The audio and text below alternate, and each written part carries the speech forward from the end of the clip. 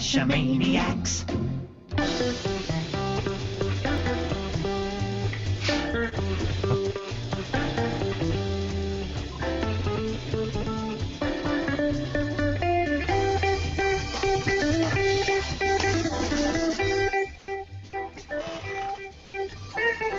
GeoGearHeads.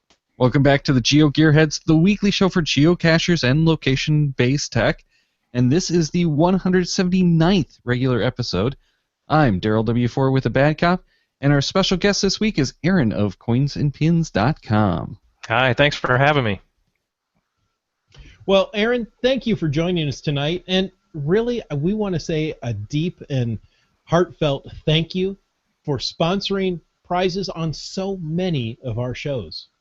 Oh, you're welcome. I enjoy doing that. You guys had asked a question about geocaching and boating for this week. Is that right? You know, that's exactly right. Now, we wanted all the GeoGearheads to send us the terrain rating of any cache which requires the use of a boat. And I'm happy to say that not one of the answers we received were wrong. So I'm proud of our audience. It's pretty easy to brag about our smart listeners. But Aaron, what was the official answer? Well, according to geocaching.com's Help Center article, that any cache which requires specialized equipment, such as a boat or a four-wheel drive, rock climbing, scuba gear, or is otherwise extremely difficult, that they automatically get a 5-star terrain rating. I'm also thrilled to share that Krista Walks was drawn as this week's winner. She's going to get a couple of our state flag tags. And Daryl, you've got those ready to go. I do. It's all packaged up and ready to go. I just need to get it over to the post office. And thanks again, Aaron, for all these wonderful prizes, and to everyone who's entered each week too. Before we get into the boating topic, let's get a little background on you, Aaron. For starters, you cache under Coins and Pins, but you're also an expert about boating. Well, I don't know if I'm an expert, but I do know quite a bit about it. I was raised on it, and after I got out of the Air Force, I joined the Coast Guard Auxiliary, and in there we teach a lot about boating safety. So I guess if you want to go over some boating safety stuff, that'd be great. Yeah, we'll definitely go over some of that. And I really didn't know anything about your participation in the Coast Guard Auxiliary until I heard you on Podcaster 501. Yeah, we just joined 2 years ago, and it's been a lot of fun. Very cool. Which, we haven't talked a whole lot in the last couple of years because you had the move and everything else. But yeah, so we'll put a link to the show notes in there on 501. And we were talking a little bit before the show about some of the caches that you've placed that are boating caches and how you're having some issues about a land dispute with some of those apparently. Oh, yeah. I put about 25 caches along a river, some impoundments along a river. And on a map, it's listed as the Huron National Forest. But in reality, the shorelines belong to Consumers Energy. And they've got to comply with a lot of federal regulations. And everything that happens has to be approved through Washington, D.C. And geocaching is not one of those things addressed, and so I brought it up a few months ago to them, and they're looking into it right now. So I don't know if I'll have to remove those eventually, or if they'll let me put more out. Yeah, it just kind of speaks to the complexities of actually getting permission for your caches, because you check the map and it's on one landowner's property, you find out that it's actually something different when you get a little deeper in. Oh, yeah, especially when it comes to the power companies. I was amazed at how much is involved. Oh, yeah. Any of the utilities with the right-of-ways, railroads, same thing. And a lot of people don't realize that a lot of those right-of-ways extend well beyond where the property owner actually has their stuff. A lot of times parts of people's backyards belong to the railroads. It's just they don't have anything built there. Oh, yeah. But let's talk about some boating stuff. And we've talked about, obviously, the kayaking in a recent episode. And a lot of this applies to that. A lot of this is for power boats and that kind of thing. So why don't we just let you go and start wherever you'd like to start on safety. Sure. Let me know any questions you have along the way. The big push right now with the auxiliary and the Coast Guard is safety for small craft, paddle craft, such as kayaks and canoes. There's been an enormous amount of incidents and deaths because of poor boating safety practices on those vessels. Um, so, to give one example to start this off here, we had a group of people who were in kayaks going down the river, a little summertime vacation fun, and the kid, someone was short a life preserver. We don't know if they lost it along the way or if it wasn't issued by the rental company, but either way, the kid gave his life preserver to somebody else and got separated from the group somewhere in the day, and they didn't realize it until later. And when they went back to find him, and it took several hours to go back and find him, I don't think it was till late in the evening, and they found him dead. Where if he had a life preserver, he probably still would have survived. So even though you may have been on the water hundreds of times without incident, it doesn't mean that something won't go wrong this time that you go out. A lot of people get pretty confident on it. They were kids with their dads and grandparents on the boats, and they lose that edge of what they're really dealing with. And the water is extremely dangerous to humans if you don't take precautions.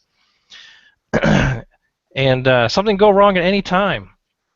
You could capsize all of a sudden. We have a lot of underwater trees and deadheads, and several people capsize from those because it sneaks up on them, hits the bottom of their boat. A storm can creep up, and even a fog can be extremely dangerous. We've had incidents where people have tripped on their boat, just a simple little trip, and they've fallen, they've hit their head on the edge of the boat, or they've actually fallen in the water. They've become unconscious, they'll break a limb. There doesn't need to be much to break a limb on a boat. You get a severe cut, and then when you fall into the water, that can result in disorientation, and you can inhale the water inadvertently. Mm-hmm. Falling into cold water causes an involuntary reflex of a sudden inhalation, which is called cold water shock. And even in water that's as warm as 60 degrees Fahrenheit, you can be subjected to that shock. And no matter how mentally prepared you are for it, your body is not. And you can have that reflex that causes you to inhale the water, and immediately the drowning process has begun. And that's most common among water paddling activities, such as somebody who tips over in a canoe or a kayak, even inner tubing. So, Aaron, just for our listeners to understand, that's that moment when you realize, when your body just reacts. Right. When it hits that cold water, your body wants to suck in air. Mm-hmm. And it can also lead to a cardiac arrest. Oh, that's not good. 60 degrees Fahrenheit, there are some people who may be not subjected to that, but definitely when you get down to 50 degrees Fahrenheit, almost everybody is subjected to that. A lot of underwater hazards. Like I said here, we have a lot of tree stumps, tree trunks that get in the way. We have stump fields. Because they're impoundments, and so when they flood these, they've left a lot of stumps. Newer lakes usually don't have those. They've pulled them out, but older ones will have a lot of that remaining. There's rocks under the water that can cause your boat to capsize. The glass underneath, when you fall in the water, your feet and hands could touch that glass, and you can get cut. A lot of old pilings from railroad trestles, old bridges, and even wing dams. For some people who live along guided channels like the Mississippi or the Ohio River, there's a lot of wing dams along those, and they can come up pretty close to the surface of the water. Another factor to consider is that boats are not made with the many safety features that cars have. And you can get a little complacent when dealing with a car so much that you think that boat manufacturers are kind of along the same lines, but they're not at all. Some of the boat manufacturers are there just to make a hull, sell it, and get it off the showroom. So don't rely on that manufacturer to have thought about your safety. They'll make railings that go along the bow of the boat. Those can be very weak, and when you go to lean on them, they can bend easily, and you go into the water right away. What else? Something a lot of people don't think about are the cleats. That when you tie off to something like another boat or you have to get towed, the cleats are usually just bolted straight to fiberglass, which really isn't that strong. So if there isn't a backing plate behind it, if it's not through bolted, that cleat can rip right off. They make drain holes that are too small, so your boat won't drain as fast as it needs to. The bilge pumps can go out real easy, or they don't pump enough water for what you're taking on if you run into an incident. They'll use cheap hardware such as low-grade stainless steel, which rusts because not all stainless steel is corrosion resistant. A lot of boats don't have built-in flotation. There's some that sport that they've put in a lot of foam so the boat won't sink and it'll stay upright, but there's still a lot of boats that don't have that. And then a lot of flammable materials such as the fabrics and the wood that are on board can easily ignite. So, yeah, go ahead. I was going to say that is really quite a list that you put out there, and now suddenly I don't feel safe at all on a boat. So thank you, Aaron. Yeah, I don't mean to make it so scary that you don't want to go out, but no, not at all. You definitely have to be cognizant of all these issues. Exactly. So what would be a good resource to look at to see, hey, what do I need to make sure my boat is safe? I mean, can we go down to our local Coast Guard station and have them check it out? There's a ton of websites that have lists of things to check out for. The Coast Guard Auxiliary puts out a lot of information. It's very easy to get a hold of auxiliary members in your area, and they can run through everything with you. They'll even come out to a boat and show you everything you need to know. Oh, that's nice. So along those lines, you'll always want to bring what you need for the for extras in case if you want to go out in the water and you think you're only going to be out for a few hours, always bring enough that just in case something happens and you're going to be out for 24 hours or so. So the way to do that is just bring extra food, extra water. Waterproof lighting is something that's needed. We'll get into that a little bit later with the lighting, and extra clothing and jackets.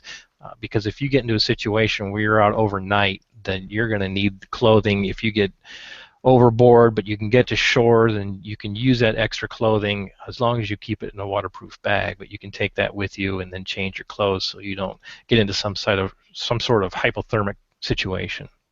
Yeah, a lot of that sounds like what we recommend most of the time that you have along with you in the car when you go on caching trips. Yeah, and of course, all the regular caching kind of stuff I'm sure applies too. Oh, yeah. But again, on the water, it's much more dangerous. Here in Michigan, we can have cold days and cold nights to contend with, but even in Arizona deserts, you've got the very cold nights. A hot summer day and a very cold night. You need to be prepared for those weather conditions. Mm-hmm. A friend of mine just went out on his boat, brought his whole family along. It was great, simple couple of hour trip. Well, they got out several miles, the engine died. And now they realize, well, we don't have enough supplies on this boat for the hours it's going to take for us to get back to shore. Oh, yeah. So, simple things like that where, hey, it's been good all these years. We'll be fine. So, yeah, this is great information. Plan ahead, even for, a simple, 3-hour tour. Yeah, and checking... I had to throw that in. Yeah, and checking over your boat thoroughly before you go out is extremely important, especially going over the engine. That happens so much where boats have to get towed in because of engine failure. And a lot of routine maintenance would just take care of that, preventive maintenance. Well, and in many cases, your cell phone isn't going to work, so you can't really call for help. And there really isn't like a radio frequency on the water that you can just call out for help to the Coast Guard, correct? Well, there is, but you have to have a VHF radio to do that. If you have one of the permanently mounted VHF radios that has a 4-foot or 8-foot antenna on it, then you can get some good distance on it. if you have one of the little handheld ones, which are great, and they're very affordable, but their distance can also be limited. And it's all line of sight. So if there are things blocking the signal to a transmitter tower, then the signal's not going to go through. It's not like a CB where it just broadcasts everywhere.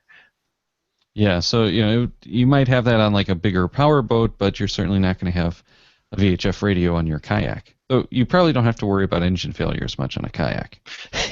You are the engine. Well, that's a good point. When you said you are the engine, and you as the engine can fail also.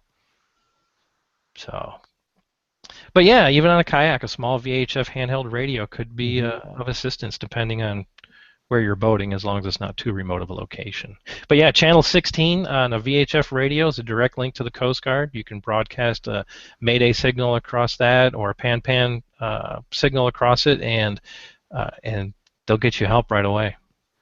And of course, anywhere in the world, you can always use something like the Spot or the InReach GPS devices, or satellite devices, because that way you can send out that SOS signal and they'll take care of sending someone to your location. Yes. Or even a PLP locator beacon. Yeah. Same concept, though those PLPs, they don't usually use satellite, do they? I don't know what signal they use. I don't know if it's a radio signal. I think it's just a radio signal. I think it's just terrestrial radio, so you still have to be in range, which in most cases is going to be fine. But if you're out in middle of Alaskan waters or something, maybe you're going to have a little bit more trouble. Yeah. So really, a simple day trip can easily turn into a night rescue situation. And even though people can think that it's easy to see things at nighttime, on the water it is extremely difficult. So that's where it becomes important that on your life jacket there is some sort of reflective material, because when they're going to do a search pattern for you, they're going to have spotlights. But even with a spotlight, it's so hard to see somebody unless there's something reflective. And even a whistle attached to your life jacket so that they can hear you. And if there's high waves, even just 1 foot, 1.5 foot waves can block the sight of a person. Wow, I had never considered that. That's right. Yeah. Well, in our Q&A, we have a question from Limax, who's a longtime listener. He says, what's the range on the VF radio in megahertz? I'm a ham, so I'm curious. That I don't know. Okay. I'm not too knowledgeable about the details of VHF radio, other than line of sight and the channels to use. Yeah. Well, Google was my friend and did take me to a page on the Coast Guard server, and it says that channel number 16, ship transmit is 156.8, and ship receive is 156.8. There you go. And it depends on the device. I mean, I've started looking into ham radios, and you can get some very inexpensive units on eBay. We're talking $15 that are completely programmable. You can change the antenna for a few more bucks, but you're looking at 5-mile range, which is great in town. On the water, 5 miles is not very long. Yes. And the great thing about a VHF is that many times it'll have the option of a emergency broadcasts, and all you have to do is push a button and it will broadcast out the emergency, the coordinates of where you push that button, and who is in danger. Oh, that's really cool. I wasn't aware of that. I like that. So now, one of the biggest issues that we have with boating safety is people not wearing life jackets. And I don't like to wear them either, but they're so necessary because, like I said, one little thing where you could trip and all of a sudden you're over the edge of the boat and you don't have a life jacket on, and then you get subjected to cold water shock or you hit something, that life jacket could have kept your head out of the water and prevented you from drowning. So those big orange life jackets, they clash with what I'm wearing. Yeah, they do. And they rub on your neck, and they're just awful. But they're the best ones. They're the reliable kind. They're the kind that will hold your head out of water. They'll flip your body over, hold your head out of water, and really prevent you from any kind of drowning situation. But there's a lot of new designs on the market. As a matter of fact, one of the big boating publications companies just was doing a grant program for new life jacket designs, and so they're really looking at making them much more user friendly. But even if you just to wear one of the easier ones, like right here, I've got one of the inflatable ones, so it's nice and small.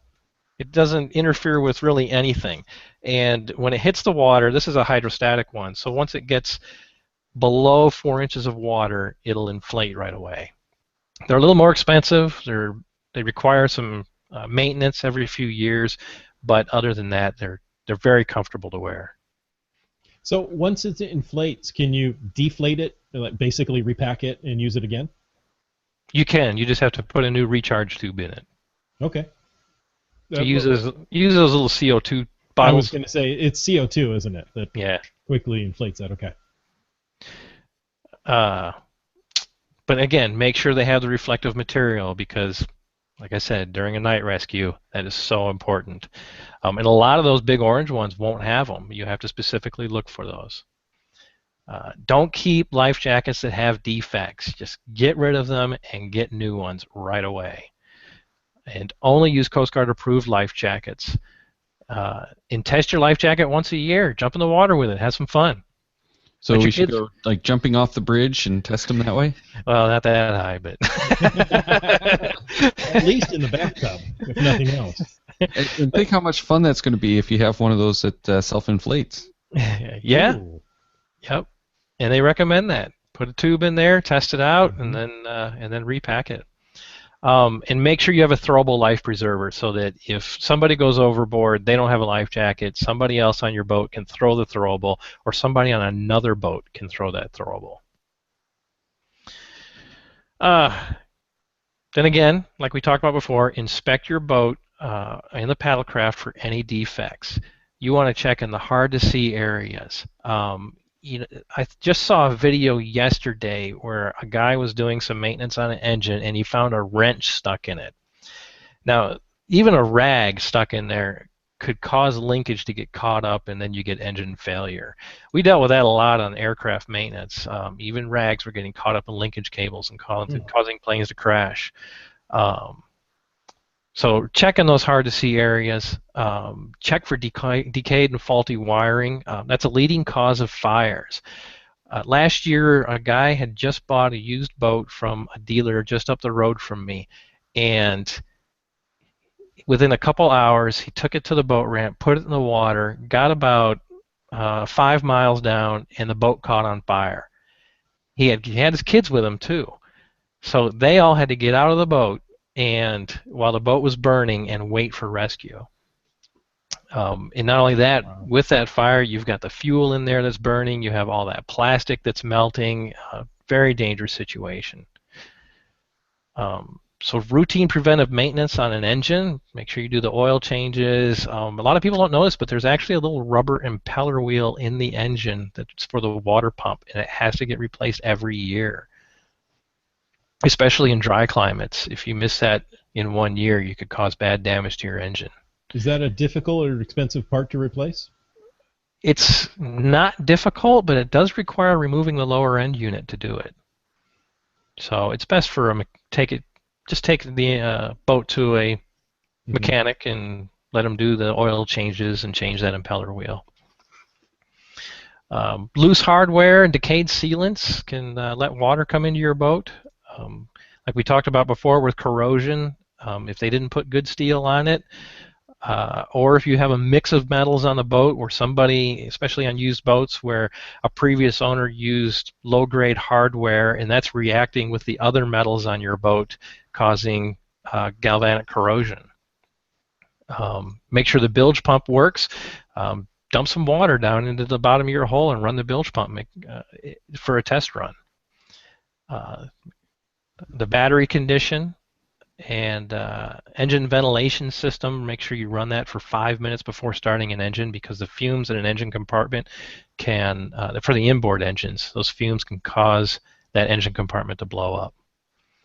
And definitely check your navigation lights.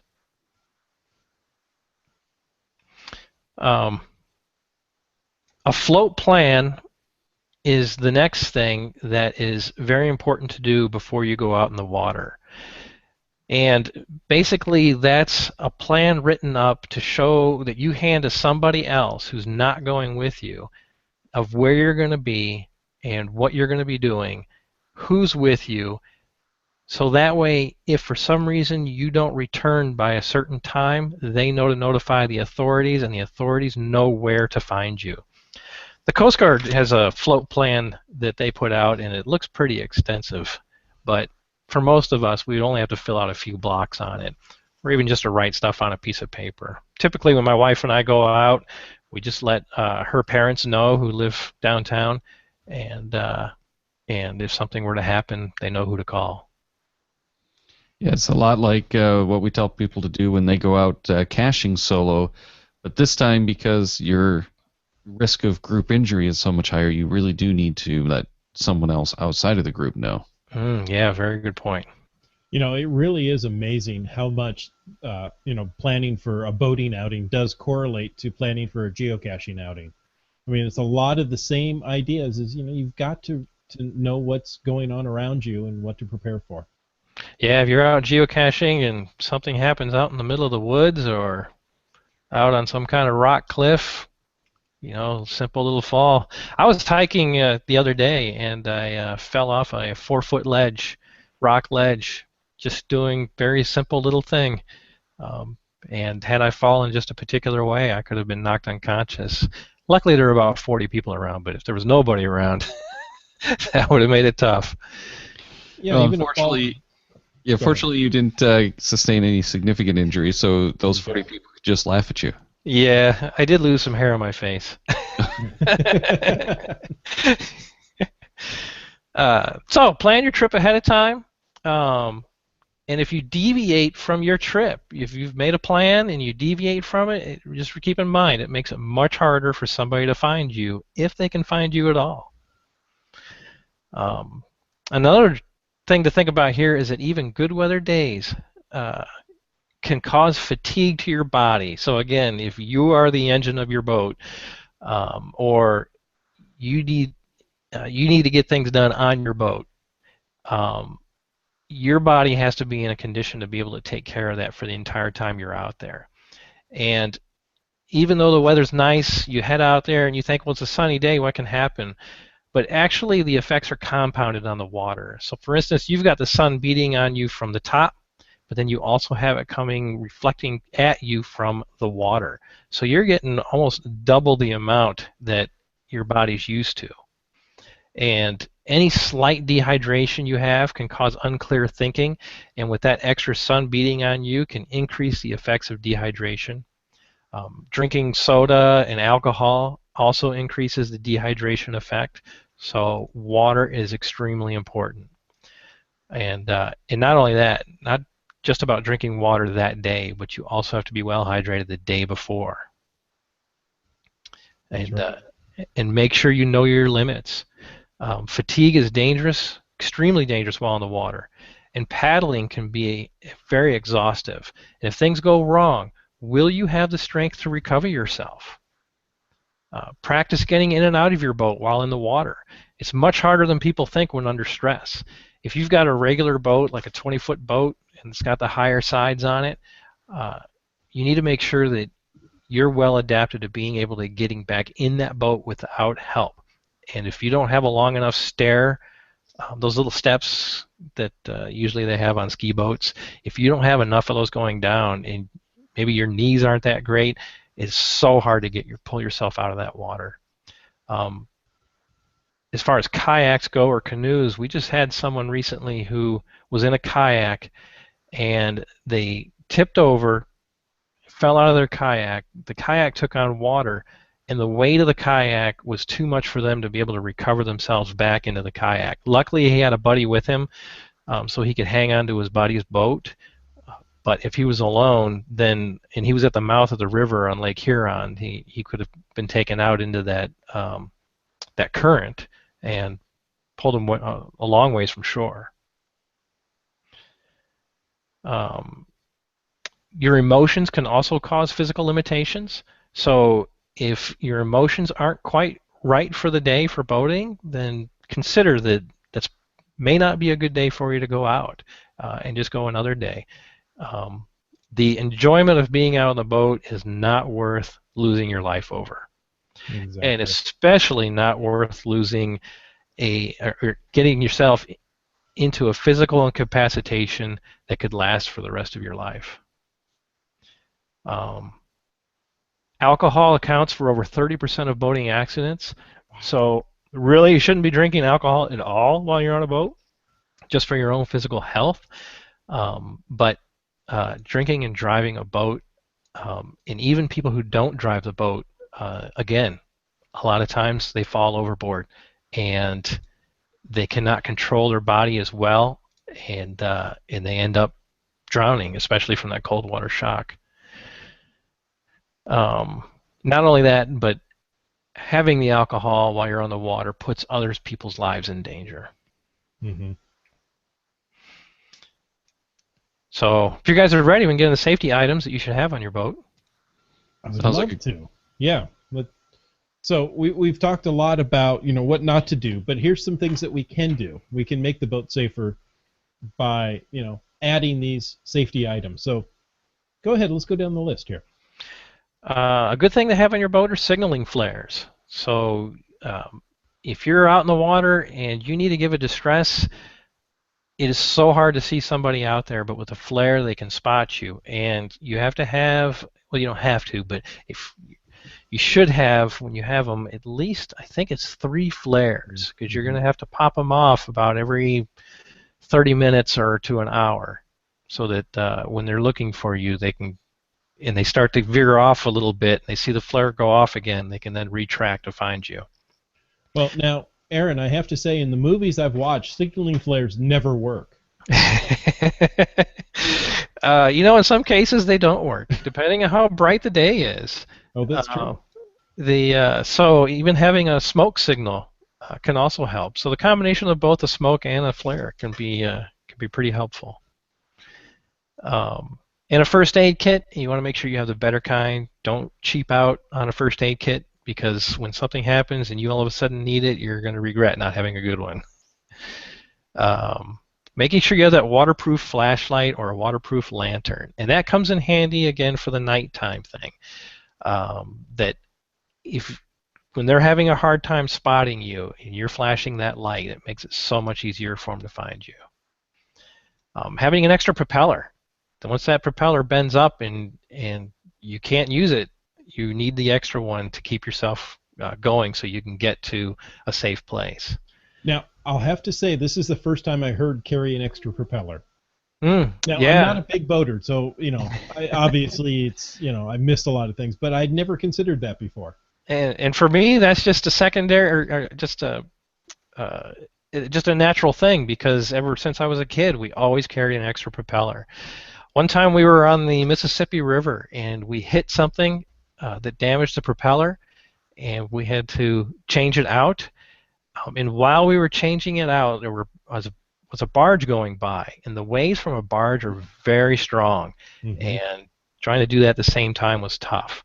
And that's why you'll also want to have extra hardware for your propeller, because if you drop something while you're working on it, it's under the water and too hard to get. Make sure that with your anchor, you have lots of anchor line. It should be about a 7-to-1 ratio. So for every foot of water, you're going to want 7 feet of rope. Usually, if you're going into a place like maybe within a half mile of the shore of Lake Huron, you're going to want about 300 feet of rope. If you're in something that's much deeper, like Lake Powell in Utah and Arizona, you're going to want a lot more anchor line than that. A boat hook is always good to have, so that you can grab onto something. If somebody goes overboard, you can use the hook to grab them if they're close. You can use it to grab onto other people's lines, and a paddle. 2 paddles would be even better, but at least one. I was on a boat one time where the engine went out. There was no paddle, and we had to get out and swim the boat to shore, which took a very long time. I can imagine. How large of a boat? That was probably about a 16-foot boat. Okay. A fire extinguisher, because like I talked about before with the fires, it can happen at any time. 2 fire extinguishers are better than 1, but at least having one's better than none. A life jacket for everyone, and it's even good to have an extra 1 or 2 life jackets. For a lot of people, they're going to want to carry life jackets for adults and children, because you never know when you might end up with a child on your boat. A portable pump, which is almost like a tire, a bike tire pump, but it's for sucking water out of your boat and pumping it out a lot faster than using a cup or a jug. But that's just in case your bilge pump doesn't work. And you're going to want tools for your repairs, and also for propeller replacement. And again, the throwable life preserver. And make sure you have enough docking line of the proper diameter. And a little extra docking line is good in case somebody needs to tow your boat. You've got it available. And then in the live Q&A, Jersey Eric actually asked us a question. Daryl or Bad Cop, have you ever practiced switching positions in a canoe while on the water? I can guarantee you I never have. I wouldn't call it practice, but I have switched positions many times after getting into the canoe while I was, on the water. But yeah, I wouldn't really switch positions, unless maybe what he's talking about is when you like flip the whole canoe around so that and just turn around in your seat. That I've done a few times. No, typically if my wife and I go out in a canoe, I'm the motor, so I'm always in the back. She gets to sit up front and watch the scenery go by. If you don't mind, I'll give you some examples of some things that have happened that I've seen of accidents to give people, to set it in their head a little more about how easily dangerous it is to be on the water. All right, let's go for it. All right. First thing is, don't stand up in a boat while it's in motion. A lot of people want to move around while the boat's going along the water, but so many things can go wrong with that. We lived on a river, and I remember that there was a lot of people on the water, and a storm was rolling in. So everybody started to hurry up. They wanted to hurry up and get out of the water before they got rained on. And one guy was zipping down the water, standing up while driving. And this was a regular boat, probably about a 17-foot boat. So it had a decent high side on it.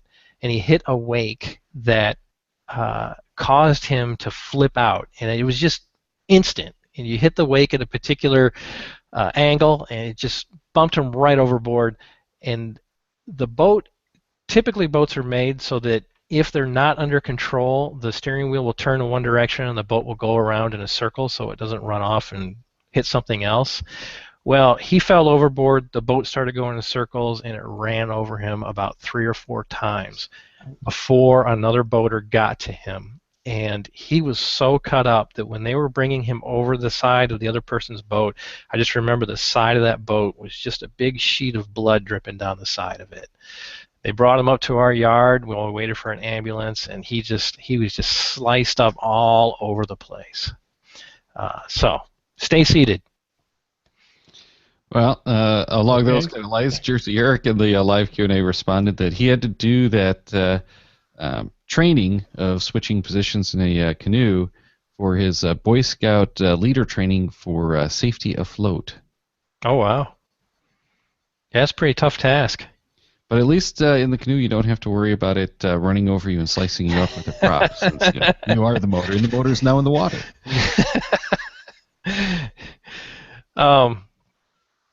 Let's see. Foggy conditions. A fog can roll in no time, and it's very common to happen along lakes that are within the vicinity of Appalachian Mountains. Here in Michigan, it happens a lot.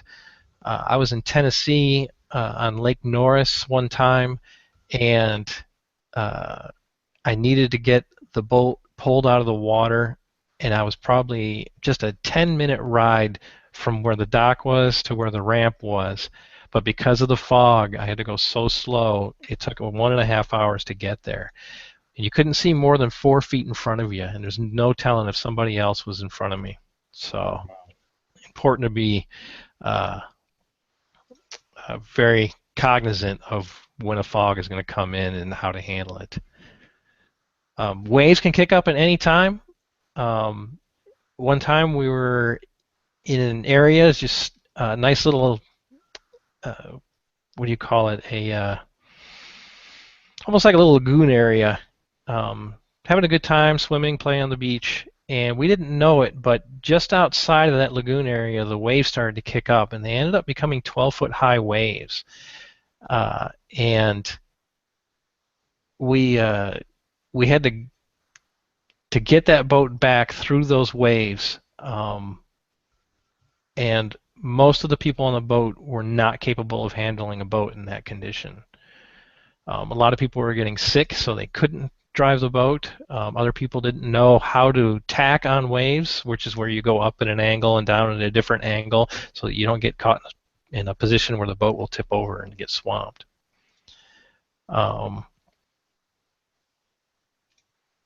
Let's see here. Oh, improper knots. I've seen it a few times where people have tied, they didn't know how to do knots, and they would come up to a dock, tie it off, and go inside for about a half an hour, and they come back out, and their boat is about 1,000 feet out from the dock. Yeah. And now they got to go swim and get it. But that boat also becomes a hazard to other people. Mm-hmm. And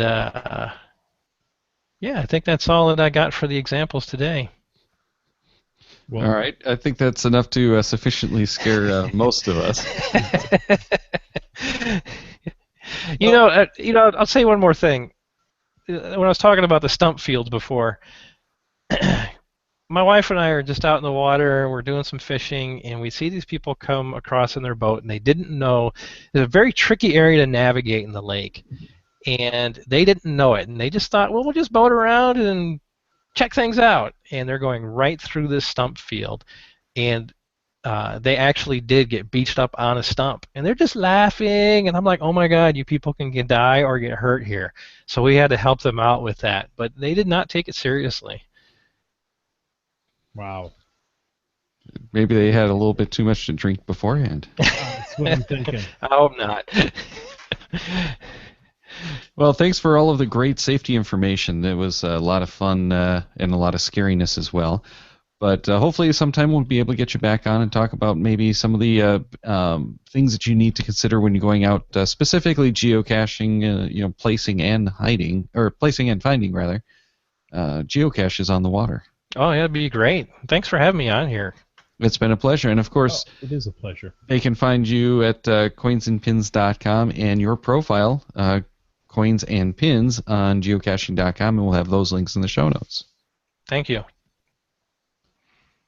Well, now, next week, we're heading to the geocaching.com help center for next week's answer. So get an email ready. Address it to geogearheads@cacheamaniacs.com with the title, Question 179. In that email, include your geocaching.com screen name and tell us what is the shortest time permitted for a CETO event following, get this, the 2015 changes. So, if you get all that right and you have your email to us by 6 p.m. Pacific time, that's 9 p.m. Eastern, on June 10th, your name goes into the drawing for, you won't believe it, a coinsandpins.com prize. So, make sure you put question 179 in an email to geogearheads@cacheamaniacs.com by June 10th at, and this is the most important time, 6 p.m. Pacific, because, well, that's where I am. And so, that's where the lily pad is, too. That's true. And good luck to you, GeoGearHeads. We do have a great lineup of shows coming. Next week, for episode 180, we're talking with geocaching.com. They're actually going to be live on the show about the guidelines, hence why we asked that question. Then June 18th, DeBear returns to talk about OpenStreetMaps. Then on the 25th, we're talking with one of the organizers from the UK Mega 2015. So that will be a can't miss for all of you guys looking to hit that one. Then I'm really excited because we've got Static J joining us on July 2nd to talk about Ingress. So anyone who's been asking for that Ingress show, we finally got it. It's on July 2nd. Then on the 9th, this is going to be really popular because we have both Cully and Jennifer of Team, what did we decide it was now? Team Magic? Team AJK? Team AJK, yeah. Yeah, well, I think we could be decided it's Team actually Magic. Magic. But there's only one M, so it's not Team Magic. It could be Team Magic. Team Magic? Yeah. Whatever. Well, she's going to be back on, and we're doing another one of those puzzle Q&A shows. So get your questions in so that they can prep for those.